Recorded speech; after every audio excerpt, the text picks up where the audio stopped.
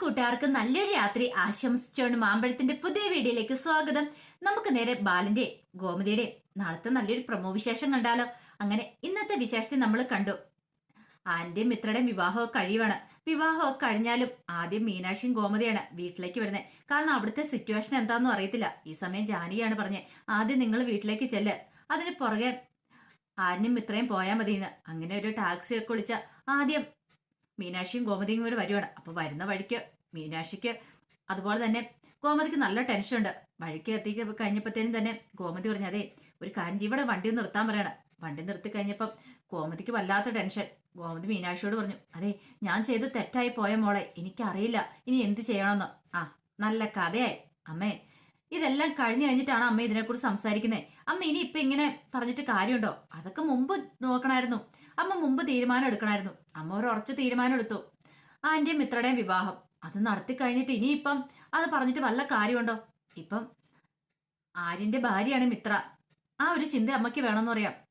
എന്തായാലും എനിക്ക് നല്ലാത്ത ടെൻഷൻ ഉണ്ട്. ഇനി ബാലേണ്ട അരികിൽ ചെല്ലുമ്പോൾ ബാലേണ്ട എന്തായിരിക്കും പറയാൻ പോകുന്നേ? നീ എന്റെ കൂടെ നിൽക്കില്ലെന്ന് ചോദിക്കാം. അമ്മേ ഞാൻ കൂടെ നിൽക്കുന്നതിൽ അപ്പുറം അമ്മയാണ് ഒരു തീരുമാനം എടുത്തിരിക്കുന്നത്. അപ്പൊ അമ്മ വേണം അച്ഛൻ്റെ ഒരു ബോൾഡായിട്ട് നിന്ന് കാര്യങ്ങളൊക്കെ സംസാരിക്കാനായിട്ട്. അവിടെ ചെന്നേയും പതറിയിട്ട് കാര്യമില്ല. അമ്മയ്ക്ക് ഇത്ര ടെൻഷൻ ഉണ്ടായിരുന്നെങ്കിൽ അമ്മ എന്തിനാ എങ്ങനെയൊക്കെ ചെയ്തേന്ന് ചോദിക്കുക. അതെനിക്ക് അറിയത്തില്ല. ആ സമയത്ത് എന്റെ മനസ്സിലേക്ക് വേറൊന്നും വന്നില്ല. മിത്രയുടെ ജീവൻ രക്ഷിക്കാൻ വേണ്ടിയിട്ട് ഞാൻ അങ്ങനെ കരുതിയുള്ളൂ. പക്ഷെ ബാലേട്ടനെ കുറിച്ചോ അല്ലെങ്കിൽ ദേവമംഗലത്തെ കുറിച്ചോ കൃഷ്ണമംഗലത്തെ കുറിച്ചോ ഒന്നും ഒരു ചിന്തയില്ലായിരുന്നു. മിത്രനെ രക്ഷിക്കണം, എന്റെ ഏട്ടന്മാർക്കൊന്നും സംഭവിക്കില്ല, അത് മാത്രമായിരുന്നു. പക്ഷെ കുടുംബത്തിന് നാണക്കേടോ അല്ലെങ്കിൽ ആര്യന്റെ പഠിത്തത്തെക്കുറിച്ചോ അങ്ങനെയൊന്നും എന്റെ മനസ്സിലില്ലായിരുന്നു പറയാം. പെട്ടെന്ന് മീനാക്ഷി പറഞ്ഞു, അങ്ങനെയാണ് ഒരു കാര്യം ചെയ്യാം. അമ്മ ഇത്രയ്ക്ക് ധൈര്യമുള്ളതല്ലേ, ധൈര്യമായിട്ട് വീട്ടിലേക്ക് പോകാന്ന് പറയണം. അങ്ങനെ വീണ്ടും ഒരു കാറ് കയറുക. ഈ സമയത്ത് ഗോമതിനെയാണ് വരയ്ക്കാൻ തുടങ്ങി. വീട് ചെയ്യുമ്പോൾ ബാലേട്ടൻ എന്തായിരിക്കും പറയാൻ പോകുന്നത്. ഈ സമയം മീനാക്ഷി പറഞ്ഞു, അമ്മ ധൈര്യമായിട്ടിരിക്കുക, ഒന്നും സംഭവിക്കത്തില്ലെന്ന് പറയാം.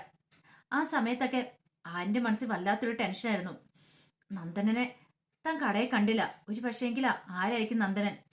ക്ഷേത്രത്തിൽ വെച്ച് ഒന്ന് കണ്ടു, മിന്നായം പോലെ ഒന്ന് കണ്ടു. പിന്നീട് പുറകെ പോയിട്ട് കാണാനും പറ്റിയില്ല. പക്ഷെ തന്റെ സംശയങ്ങൾ ആരോട് പറയാനോ ഒന്നും അറിയത്തില്ല. ഈ സമയത്തെല്ലാം മിത്രയൊന്നും മിണ്ടാതിരിക്കുക. ആരിനും എന്ത് ചെയ്യണമെന്ന് അറിയില്ല. മിത്രയോട് സംസാരിക്കണോ അതോ വേണ്ടയോ? കാരണം രണ്ടുപേരും ആ ജനം ശത്രുക്കളെ പോലെ ആയിരുന്നല്ലോ. അവസാനം ആര്യം പറഞ്ഞതേ വിഷമിക്കൊന്നും വേണ്ട കേട്ടോ, അമ്മ പറഞ്ഞുകൊണ്ടാണ് ഞാൻ നിന്റെ കഴുത്തിൽ താലി ആർത്തിയത്. നിനക്ക് ഇനിയിപ്പോ ഇഷ്ടമില്ലെങ്കിൽ ഇനിയിപ്പോ എന്താന്ന് വെച്ചാൽ നിനക്ക് തീരുമാനിക്കാന്ന് പറയാം. അമ്മയുടെ ആഗ്രഹത്തിന് ഇതുവരെയായിട്ട് ഞാൻ എതിര് നിന്നിട്ടില്ല എന്ന് പറയാം. ഇത് കേട്ടതും മിത്രയൊന്നും മിണ്ടിയില്ല. പിന്നീട് ആര്യം പറഞ്ഞു, ഞാൻ അന്നേ നിന്നോട് പറഞ്ഞല്ലേ ആ മിഥുനൊരു ഫ്രോഡാന്നുള്ള കാര്യം. അന്ന് നീ എന്റെ വാക്കുകൾ കേൾക്കുമായിരുന്നെങ്കിൽ ഇന്നിപ്പം എനിക്ക് ഗതി ഉണ്ടാകുമെന്ന് ചോദിക്കുക. പെട്ടെന്ന് മിത്ര പറഞ്ഞു, ശരിയാ എനിക്കൊരു അബദ്ധം പറ്റിപ്പോയതാ. അന്ന് ആരും എന്നോട് പറഞ്ഞ, പക്ഷെ അന്ന് ആ വാക്കുകൾ കേൾക്കുമായിരുന്നെങ്കിൽ എനിക്ക് ഇങ്ങനെയൊന്നും സംഭവിക്കത്തില്ലായിരുന്നു. ഇനിയിപ്പോ പറഞ്ഞിട്ട് കാര്യമില്ലല്ലോ. ഒരു പക്ഷേങ്കില് കൃത്യസമയത്ത് തന്നെ അപ്പച്ചെല്ലാം വന്നോണ്ടാ എന്റെ ജീവൻ രക്ഷപ്പെട്ടെ. പക്ഷെ വീട്ടിലേക്ക് ചെന്ന് കഴിയുമ്പോ എന്തായി തീരുമെന്ന് എനിക്കറിയില്ല. എന്റെ അച്ഛനും കൊച്ചച്ഛനും ഒക്കെ ഈ ബന്ധത്തിന് ഒരിക്കലും സമ്മതിക്കില്ലെന്ന് പറയാം. ഇനി രണ്ടു കുടുംബങ്ങൾ തമ്മിൽ ശത്രുത കൂടത്തുള്ളൂ. അതുകൊണ്ടാണ് എനിക്ക് ഈ വിവാഹത്തിന് സമ്മതമല്ലെന്ന് ഞാൻ പറഞ്ഞെന്ന് പറയാം. ഇത് കേട്ടതും ആര്യം പറഞ്ഞു, ഇനിയിപ്പോ അതോർത്തൊന്നും വിഷമിച്ചിട്ട് കാര്യമില്ല. വരാനുള്ള എന്താന്ന് വെച്ചാൽ വഴി തങ്ങത്തില്ലോ. ചെന്ന് കഴിയുമ്പോ ഇനിയിപ്പോ അച്ഛൻ ഇനിയിപ്പോ ഇറക്കി വിടാതിരുന്നാ മതിയായിരുന്നു. ഇറക്കി വിട്ടിട്ടുണ്ടെങ്കിൽ എങ്ങോട്ട് പോകുന്ന പോലും അറിയില്ല എന്ന് പറയാം. ഈ സമയം ഇത്ര ഞാൻ കാരണം ആരിന്റെ ജീവിതം കൂടെ നശിച്ചില്ലേന്ന് ചോദിക്കാം. ആര്യം പറഞ്ഞു, എന്റെ അച്ഛന്റെ ഏറ്റവും വലിയ സ്വപ്നം എന്താണെന്നറിയോ? എന്നെ പഠിപ്പിച്ചൊരു കളക്ടർ ആക്കണമെന്നുണ്ടാ. അപ്പൊ അതിന് വേണ്ടിയിട്ട് അച്ഛൻ എപ്പോഴും നിരന്തരം എന്നോട് പറഞ്ഞുകൊണ്ടിരിക്കുന്ന കാര്യം. പക്ഷെ നിന്നെയും കല്യാണം കഴിച്ച് ഞാൻ അങ്ങോട്ട് ചെന്ന് കഴിയുമ്പോൾ അച്ഛന്റെ ഉള്ളിലെ വിഷമോ വേദന എന്താന്ന് പോലും എനിക്ക് ഊഹിക്കാൻ പോലും പറ്റില്ല. കാരണം അച്ഛന്റെ മനസ്സ് വേദനിച്ചിട്ടുണ്ടെങ്കിൽ അത് ആരെക്കാളും കൂടുതലായിട്ട് എനിക്ക് നോക്കും. കാര്യം പറഞ്ഞാൽ അച്ഛനെ എന്നെ ഏറ്റവും കൂടുതൽ വഴക്ക് പറയാൻ അടിക്കുകയൊക്കെ ചെയ്യുന്നത്. പക്ഷെ അച്ഛന്റെ സ്നേഹം എനിക്ക് തിരിച്ചറിയാൻ പറ്റും. അച്ഛന്റെ മനസ്സിൽ നന്മയുണ്ട്. അത് മറ്റാരേക്കാളും കൂടുതലായിട്ട് എനിക്ക് അറിയാന്ന് പറയാം. മിത്ര പറഞ്ഞു, വേണ്ടായിരുന്നു. ഞാൻ കാരണം വെറുതെ ആരിന്റെ ജീവിതം കൂടെ നശിച്ചില്ലെന്ന് ചോദിക്കാം. ഇനിയിപ്പൊ അതിനെക്കുറിച്ചൊന്നും പറയണ്ട. വീട്ടിൽ ചെന്നപ്പോ എന്തായി തീരുമെന്ന് അറിയത്തില്ല. അമ്മേനെ കുറിച്ച് ഓർത്തിട്ട് എനിക്ക് നല്ല ടെൻഷൻ ഉണ്ട്. അമ്മ ഇപ്പൊ ഈ കാണിച്ച ധൈര്യമൊന്നും മിക്കവാറും വീട്ടിൽ ചെല്ലുമ്പോ അമ്മയ്ക്ക് കാണത്തില്ലെന്ന് പറയാം. അമ്മേനെ കുറിച്ച് ശരിക്കും അറിയത്തില്ല ഞാണ്ടാന്ന് പറയണം. ഇനിയിപ്പോ ഇവിടെ നിന്നിട്ട് കാര്യമില്ല, നമുക്കും പോവാന്ന് പറഞ്ഞിട്ട് അവര് ടാക്സി വിളിച്ച് അവരും വീട്ടിലേക്ക് പുറപ്പെടുക. പുറപ്പെടുന്ന സമയത്ത് മിത്രയുടെ ഉള്ളിൽ തീയ. അങ്ങ് ചെന്ന് കയറി കഴിയുമ്പോ അച്ഛനൊക്കെ ഇത് അറിഞ്ഞു കഴിഞ്ഞിട്ടുണ്ടെങ്കിൽ അവരുടെ പ്രതികരണം എങ്ങനെയായിരിക്കും? താൻ ആരിന്റെ കൂടെ ഒളിച്ചോടി പോയെന്നായിരിക്കും ഇനിയിപ്പോ നാട്ടുകാരൊക്കെ പറയാൻ പോകുന്നത്. അങ്ങനെ അറിഞ്ഞിട്ടുണ്ടെങ്കിൽ അച്ഛനും കൊച്ചനും ഒക്കെ ഒരിക്കലും സഹിക്കില്ല. കാരണം ആ ജന്മ ശത്രുക്കളുടെ വീട്ടിലേക്ക് വീണ്ടും അന്ന് അപ്പച്ചി ഇറങ്ങി പോയതിന്റെ ഒരു വിഷമം ഇപ്പോഴും തീർന്നിട്ടില്ല. ആ കൂടെ താനും കൂടി ഇങ്ങനെ ചതി ചെയ്തിട്ടുണ്ടെന്ന് അറിഞ്ഞാൽ അതിനേക്കാളും വലിയ വിഷമോ. ഈ സമയം ആര്യം പറഞ്ഞു, എന്താണെങ്കിലും ചീത്തപ്പേര് ഉറപ്പാ. പക്ഷെ ആ സ്വർണം അവൻ അടിച്ചു മാറ്റിക്കൊണ്ട് പോയി. അവനെ വെറുതെ വിടാനായിട്ട് ഞാൻ ഉദ്ദേശിച്ചിട്ടില്ല. ആ സ്വർണം കണ്ടെത്തി നിന്റെ വീട്ടുകാർക്ക് തന്നെ നീ കൊടുക്കണം, അല്ലെങ്കിൽ അതിന്റെ നാണക്കേടും കൂടെ ഞാൻ ചുമക്കേണ്ടി വരും. ഇപ്പൊ എല്ലാരും വിചാരിച്ചോണ്ടിരിക്കുന്ന സ്വർണ്ണമല്ല നമ്മൾ അടിച്ചു മാറ്റിക്കൊണ്ട് പോകുന്നതായിരിക്കും വിചാരിച്ചിരിക്കുന്നത്. കാരണം ഇനിയിപ്പം നിന്റെ കാമുകനായിട്ട് അവതരിക്കാൻ പോകുന്ന ആള് ഞാനാണല്ലോ എന്ന് പറയാം. ഇതെല്ലാം കേട്ട് ഞാൻ മിത്രയ്ക്ക് വല്ലാത്ത വിഷമായി. മിത്ര ഇരുന്ന കരയുക. എനിക്ക് അറിഞ്ഞിട്ടും കാറിയിട്ടും ഒന്നും കാര്യമില്ല എന്ന് പറയാം. ഈ സമയം ദേവമംഗലത്തേക്ക് കാറും കൂടി ചെല്ലുവാണ്. ഗോമതിക്ക് വല്ലാത്ത ടെൻഷൻ. മീനാക്ഷി ഇറങ്ങിയിട്ട് ഗോമതിയോട് ഒന്ന് ഇറങ്ങമ്മേന്ന് പറയണം. അയ്യോ എനിക്ക് പേടിയാവുന്നുണ്ട് മീനാക്ഷി, ഇങ്ങോട്ട് ഇറങ്ങമ്മേ, ഇനി ഇപ്പൊ അമ്മ ഇതിനകത്ത് ഇരുന്നിട്ട് കാര്യമില്ല, ഇപ്പൊ തന്നെ അച്ഛൻ ഇറങ്ങി വരുമെന്ന് പറയണം. കാറിന്റെ ഒച്ച കേട്ട് കഴിഞ്ഞപ്പോഴത്തേനും പെട്ടെന്ന് അനുസരിയുടെ ബാലൻ പറഞ്ഞേ അവര് വന്നെന്നാ തോന്നുന്നു മോളേന്ന് പറയാണ്. പിന്നീട് ബാലൻ അങ്ങോട്ട് ഇറങ്ങി വരുക. ബാലൻ ഇറങ്ങി വന്നു കഴിഞ്ഞപ്പോഴത്തേനും മീനാക്ഷി ആദ്യം ഇങ്ങോട്ട് ഇറങ്ങി വന്നു. പിന്നീട് നോക്കിയും ഗോമതി ഇറങ്ങി വന്നു. ആരിനെ മാത്രം കണ്ടില്ല. അല്ല ആരിനെന്തിയാ ഗോമതി എന്ന് ചോദിക്കുക. ഇത് കേട്ടതും മീനാക്ഷി അല്ല ഗോമതി ഒന്ന് ഞെട്ടി. എന്താ മറുപടി പറയണ്ടേ? പെട്ടെന്നൊരു മനസ്സിലൊരു ഐഡിയ വന്നില്ല. പെട്ടെന്നാണ് മീനാക്ഷി പറഞ്ഞ കാര്യങ്ങളൊക്കെ ഓർമ്മ വന്നേ. അത് ആര്യനോ അവന് എറണാകുളം വരെ പോയെന്ന് പറയണേ. എറണാകുളത്തോ? എന്താ അവിടെ? അല്ല അവനെന്തോ യൂണിവേഴ്സിറ്റിയിൽ എന്ത് പോണെന്ന് പറഞ്ഞിട്ട് അവൻ എറണാകുളത്ത് ഇറങ്ങി. അവൻ പുറകെ വന്നോളൂന്ന് പറയാ. ശരി ശരി. ബാലൻ അങ്ങനെ കാറിന്റെ പൈസയൊക്കെ കൊടുക്കുവാണ്. പൈസയൊക്കെ കൊടുക്കാനായിട്ട് അങ്ങ് തിരിഞ്ഞ സമയത്ത് ഗോമതി ബാഗ് കൊടുത്തോണ്ട് അകത്തേക്ക് കയറി ഓടുക. ശരിക്കും പറഞ്ഞ മീനാക്ഷിക്ക് ആ സമയം ചിരിയും ഒക്കെ വന്ന്. കാരണം അമ്മയുടെ ഒരു വെപ്രാളോ എന്ത് ചെയ്യണമെന്നുള്ള പേടി ഇതെല്ലാം കണ്ടിട്ട് ഇത്ര പേടിയുള്ള അമ്മയാണ് മുമ്പേ അങ്ങനെ തീരുമാനം എടുത്തതെന്ന് പോലും ഒരു നിമിഷം മീനാക്ഷിക്ക് തോന്നിപ്പോയി. പിന്നെ പൈസയൊക്കെ കൊടുത്തു കഴിഞ്ഞിട്ട് തിരിഞ്ഞു കഴിഞ്ഞപ്പോൾ ഗോമതിനെ കാണുന്നില്ല. പെട്ടെന്ന് ബാലനകത്തേക്ക് എന്നിട്ട് ചോദിച്ചു, എന്ത് പറ്റി? നിന്റെ മുഖം എന്താ വല്ലായിരിക്കണേ? യാത്ര ചെയ്താന്റെ മടുപ്പാണെന്ന് നിൽക്കും. കുഴപ്പമൊന്നുമില്ല ബാലേട്ടാന്ന് പറയും. അല്ല എങ്ങനെ ഉണ്ടായിരുന്നു ഭജന ഇരിക്കാൻ പോയിട്ട്? കുഴപ്പമെല്ലാം ഉണ്ടായിരുന്നു ചോദിക്കും. ഒരു കുഴപ്പമില്ലായിരുന്നു ബാലേട്ടാ, ഭജനയൊക്കെ നന്നായിട്ട് പോയെന്ന് പറയാം. ഭജന എന്നിട്ട് ഗുരുവായൂരപ്പന്റെ അനുഗ്രഹം ഉണ്ടായിരുന്നു പറയാം. അതിന് വേണ്ടിയിട്ടാണല്ലോ നീ പോയെന്ന് പറയാം. എന്നാലും ഒരു സംശയം, അവനെന്തിനാ പോലും യൂണിവേഴ്സിറ്റിയിലാന്ന് പറഞ്ഞ് എറണാകുളത്ത് ഇറങ്ങിയെന്ന് ചോദിക്കുക. ഇത് കേട്ടതും പെട്ടെന്ന് തന്നെ ഗോമതി എന്നിട്ട് ബാലനോട് ചോദിച്ചു, അതെന്തിനാ ബാലേട്ടാ അവൻ ഇറങ്ങിയെന്ന് ചോദിക്കുക. നല്ല കാര്യമായി. അത് ഞാൻ നിന്നോട് ചോദിച്ച ചോദ്യമല്ലേ അവൻ എന്തിനാ അങ്ങോട്ട് അവിടെ ഇറങ്ങിയെന്നുള്ള കാര്യം. അയ്യോ അത് ശരിയാണല്ലോ. പെട്ടെന്ന് ഗോമതി വന്ന് മീനാക്ഷി എടുത്ത് ചോദിച്ചു, എന്തിനാ മീനാക്ഷി അവൻ അവിടെ ഇറങ്ങിയത് എന്തിനാന്ന് ചോദിക്കണം. ഈ സമയം മീനാക്ഷിക്കും എന്തോ മറുപടി പറയണമെന്ന് അറിയത്തില്ല. പെട്ടെന്ന് മീനാക്ഷി പറഞ്ഞു, എന്തോ പേപ്പറുകൾ എന്തോ ശരിയാക്കാനുണ്ടെന്ന് പറഞ്ഞു പറയണം. ഓ അങ്ങനെ പഠിത്തത്തിന്റെ കാര്യത്തിലായിരിക്കും. ഇപ്പോഴെങ്കിലും അവന് നല്ല ബുദ്ധി തോന്നിയല്ലോ, പഠിക്കണം എന്നുള്ള ചിന്തയൊക്കെ വന്നിട്ടുണ്ടല്ലോ, നല്ല കാര്യമായി. അങ്ങനെ അവനെങ്കിലും എനിക്ക് പഠിപ്പിച്ച് ഒരു കളക്ടർ ആക്കണം, എന്റെ മോഹം അത്.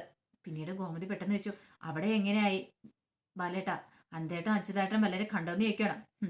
അവരെങ്ങനെ പുറത്തു പോലും ഇറങ്ങാറില്ല. അവരുടെ അവസ്ഥയാണ് വളരെ കഷ്ടത്തിലാ.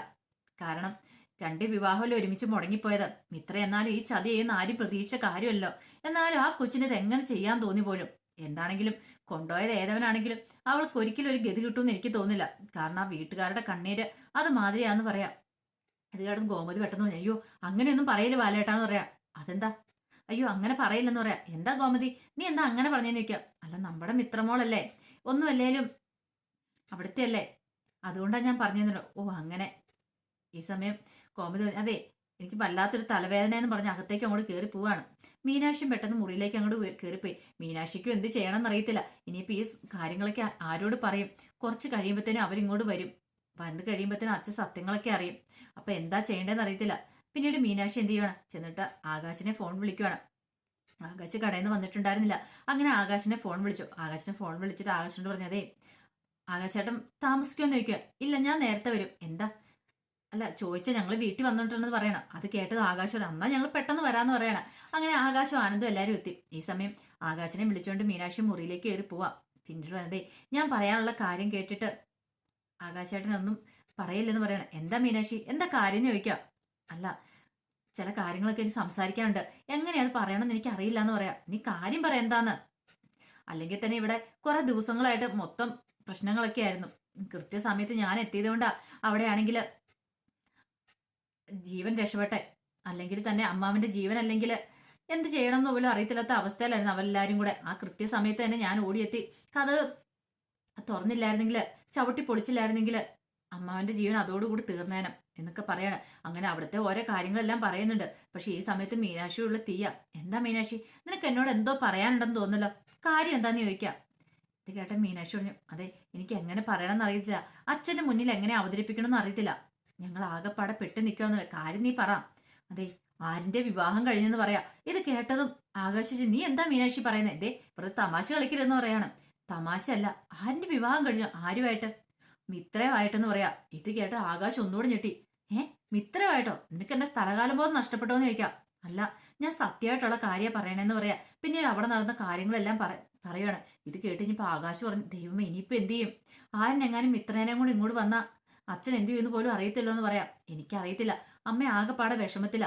അച്ഛനോട് ഇത് എങ്ങനെയെങ്കിലും അവതരിപ്പിക്കണം, ഇല്ലെങ്കിൽ ആകെപ്പാടെ പ്രശ്നം ഗുരുതരോ. ഇതേ ഇപ്പൊ തന്നെ ആര്യനും മിത്രയും കൂടെ ഇങ്ങോട്ട് വരുമെന്ന് പറയാം. പെട്ടെന്ന് തന്നെ ആകാശ് പറഞ്ഞു, എനിക്ക് ടെൻഷൻ. ഒരു കാര്യം ചെയ്യാം, അച്ഛനോട് എങ്ങനെയും അവതരിപ്പിച്ചാൽ മതിയാവുള്ളൂ. ഇത് മാത്രമല്ല, ഇനിയിപ്പോ ഇതറിഞ്ഞിട്ടുണ്ടെങ്കിൽ കൃഷ്ണമംഗലംകാർ എന്ത് ചെയ്യുന്ന വല്ല ബോധമുണ്ടോ? രണ്ട് കല്യാണം ഒരുമിച്ച് മുടങ്ങിപ്പോയിരിക്കുന്നത്. അവര് വെറുതെ ഇരിക്കുമെന്ന് തോന്നുന്നുണ്ടോ? മിക്കവാറും വീണ്ടും ഇതൊരു യുദ്ധക്കളമായിട്ട് മാറും. അല്ലെ, നിങ്ങളിത് എന്ത് ഭാവിച്ചാന്ന് ചോദിക്കും. എനിക്കറിയത്തില്ല ആകാശേട്ടാ. ആ സമയത്ത് അമ്മ നോക്കിക്കഴിഞ്ഞാൽ മിത്രയുടെ ജീവൻ രക്ഷിക്കാനായിട്ട് വേറൊരു വഴിയില്ലായിരുന്നു. അതുകൊണ്ടായിരുന്നു പറയാം. അതെ, ആകാശേട്ടൻ ആരോടും ഇത് പറയരുത്. അറിയാലോ, ഇനിയിപ്പം പുറത്താരും അറിഞ്ഞിട്ടുണ്ടെങ്കിൽ മിത്ര ഒളിച്ചോടിയത് വേറൊരാളുടെ കൂടെയാന്ന് അറിഞ്ഞിട്ടുണ്ടെങ്കിൽ പിന്നെ നാണക്കേടാവും. അതുകൊണ്ടാണ് ഞാൻ പറഞ്ഞതെന്ന് പറയാം. ശരി എന്ന് പറയാണ്. ഈ സമയത്താണ് പുറത്തൊരു കാറ് വന്നു. കാറിന്റെ സൗണ്ട് കേട്ടും ഗോമതിയുടെ ചങ്കിനകത്തൊരു ഇടുത്തി വീണു. എന്ത് ചെയ്യണമെന്ന് അറിയത്തില്ല. പെട്ടെന്ന് ഗോമതി അവിടെ നിന്ന് ചാടി എഴുന്നേക്കുവാണ്. മീനാക്ഷിയുടെ അടുത്തേക്ക് വരുവാണ്. മീനാക്ഷി അടുത്ത് വന്നിട്ട് അവര് വന്നെന്ന് തോന്നിയെന്ന് പറയാണ്. ബാലേട്ടനോടൊന്നും പറഞ്ഞില്ലോ എന്ന് പറയാം. ഇനിയിപ്പോ എന്ത് ചെയ്യുമേ? ഒരു കാര്യം ചെയ്യാം, അമ്മ ചെന്ന് അച്ഛനോട് പറയാൻ പറയാണ്. ഞാൻ എങ്ങനെ പറയുന്നാ? എനിക്ക് ഭയങ്കര ടെൻഷനാന്ന് പറയണേ. ഇനിയിപ്പോ ടെൻഷൻ അടിച്ചെന്ന് കാര്യമില്ലാന്ന് പറയണേ. ഈ സമയം ബാലൻ പറഞ്ഞു, ഇതാരാ ഒരു കാറൂടെ വന്നിട്ടുണ്ടല്ലോ എന്ന് പറഞ്ഞുകൊണ്ട് പുറത്തേക്ക് അങ്ങോട്ട് ഇറങ്ങി വരുവാണ്. അങ്ങനെ ഇറങ്ങി വരുമ്പോഴാണ് ആ കാഴ്ച ബാലൻ കാണുന്നത്. നോക്കിക്കഴിയുമ്പം ആര്യൻ ഇറങ്ങുന്നു. കഴുത്തൊരു പൂമാലയൊക്കെ ഇട്ടിട്ട് കൂടെ മിത്രയും കൂടെ ഇറങ്ങുന്നു. ഇവരെ രണ്ടുപേരെയും കൂടെ കണ്ടു കഴിഞ്ഞപ്പോ ഞെട്ടിത്തിരിച്ച് ബാലൻ ഇങ്ങനെ നിൽക്കുവാണ്, എന്ത് ചെയ്യണം എന്നറിയില്ലാതെ. അപ്പൊ അതിന്റെ വിശേഷങ്ങളൊക്കെയാ നാളെ കാണാൻ പോകുന്നത്. നാളെ ഫുൾ വിശേഷം വന്നു കഴിയുമ്പോ അറിയാം. ഇനിയിപ്പോ അവിടെ എന്തൊക്കെ സംഭവിക്കും, യുദ്ധക്കളമായിട്ട് മാറുമോ, ഇനിയിപ്പോ വെല്ലുവിളികളൊക്കെ നടത്തുവോ, അനന്തനും അച്യുതനും വീട്ടിൽ വന്നിട്ട്. എന്തായാലും ഒരു കാര്യം ഉറപ്പാ, ബാലൻ എന്തായാലും ആര്യനെയും മിത്രനെയും തള്ളിക്കളയില്ല. കൈപിടിച്ച് മിത്രനെ അകത്തേക്ക് കയറ്റും. ആര്യന്റെ മുറപ്പെണ്ണാണല്ലോ. ഒരു പക്ഷെ രണ്ട് കുടുംബങ്ങൾ തമ്മിൽ ഇഷ്ടമായിരുന്നെങ്കിൽ ആര്യന്റെ ഭാര്യയായിട്ട് അങ്ങോട്ട് വരേണ്ടതായിരുന്നു മിത്ര. പക്ഷെ പറഞ്ഞിട്ട് കാര്യമില്ല. അതിന്റെ വിശേഷങ്ങളൊക്കെ നമുക്ക് എല്ലാവർക്കും കാത്തിരിക്കാം കേട്ടോ. അപ്പൊ ഒരിക്കൽ കൂടി എല്ലാവർക്കും നല്ലൊരു രാത്രി ആശംസിച്ചുകൊണ്ട് നിർത്തുന്നു. നന്ദി.